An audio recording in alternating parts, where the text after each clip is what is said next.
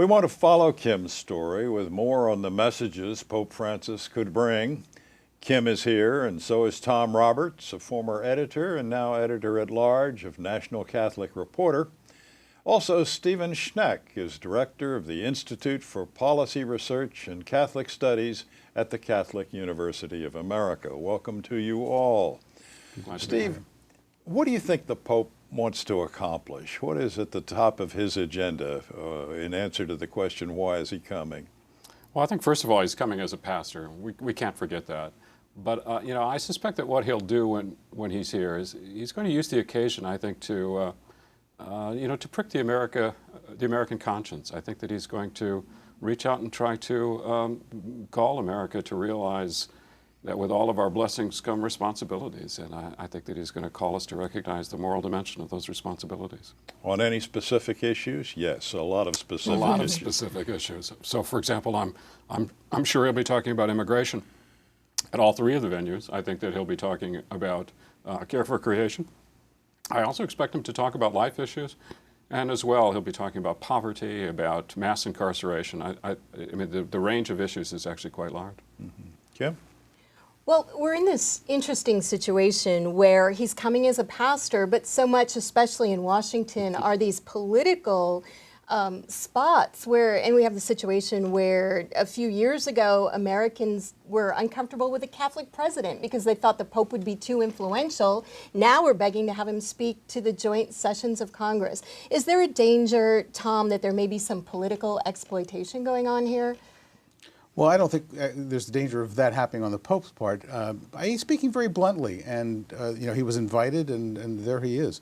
I think that it will be dangerous for either party to try to play politics off of what he says.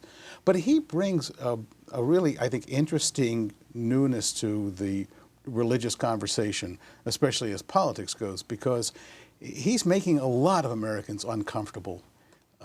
He talks about global economics in very blunt ways and from the perspective of the poor, and he here is in the seat of the global central, and I think that he's going to unsettle people on all sides of the issues. Absolutely.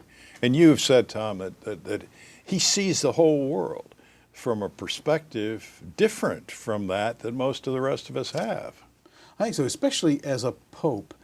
He doesn't come from Germany or Poland. He doesn't come from the academy. He wasn't he wasn't part of the Curia in Rome.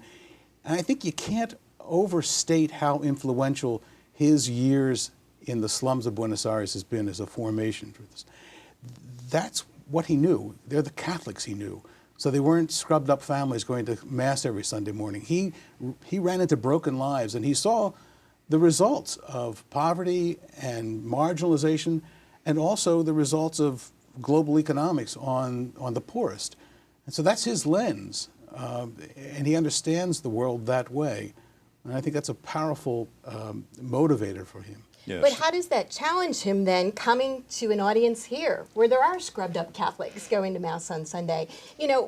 What is his challenge speaking to an American audience? I think, Kim, what he's trying to do is wake those scrubbed up Catholics up, wake them up to recognize that there are people on the margins, and that in fact we're called as Christians to look at our life and to understand our world from the perspective of those margins. And I think that's why he's so powerful. I think that's why his charisma is just so magical.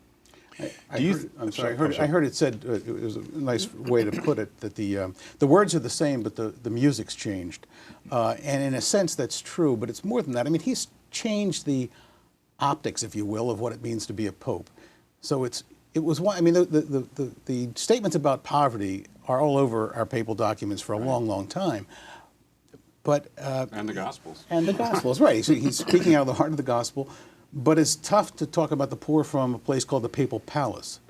And he's just changed that. In his actions, he's got authenticity on his side. Steve, is there a danger here that we're expecting too much of the Pope? Are things really going to change because he's come? In the last couple of days, I've actually started to have a little bit of that worry that you know, here in Washington, the frothiness about the papal visit is just astonishing. You know, we were talking actually before, you know, we came on camera about how hard it is to get tickets to, you know, many of these events. So I am a little bit worried that maybe we are setting our expectations awfully high. But on the other hand, I'm utterly convinced of the authenticity of this Pope, and I think that if anybody can be a catalyst for the transformation of the world soul, I think that it's this person.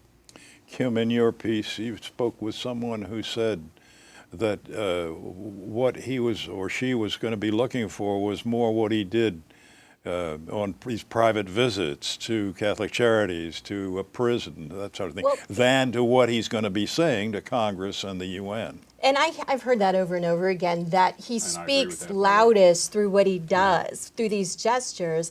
And I mean, people talked about John Paul II of being that master on stage, but Francis really seems to be the master of the gesture. And I'm not saying that that's not authentic for him, but just these actions that he takes, and especially with real people, with disadvantaged people, I think, and being in a visual world, we see those images, and those images carry power, and they seem to really be touching people. If I could, though, emphasize just how authentic that is, when you see this Pope interacting with everyday people, particularly with people on the margins, and I'd love, for example, to be at his visit to Catholic Charities here in Washington or to the prison in Philadelphia, but when you see him in those situations, I mean, he's just almost aglow. I mean, it is really a spiritual experience when you see this man in those situations. So, yeah, I mean, I think he is the master of the gesture, but I think that's all genuinely authentic all the way down. Yeah, quickly, what would you like to? Where would you like to be when he's here? Where are you going to be able to get to?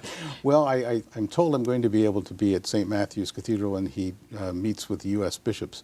But I think I'd like to be, you know, I'd like to be at Catholic Charities or in the prison, because I think that you don't fake what he's doing in those circumstances, and that's, I think, where the authenticity really rings true. I'm afraid our time is up. Our thanks to Kim Lawton, the managing editor of this program, to Stephen Schneck of Catholic University, and to Tom Roberts of the National Catholic Reporter.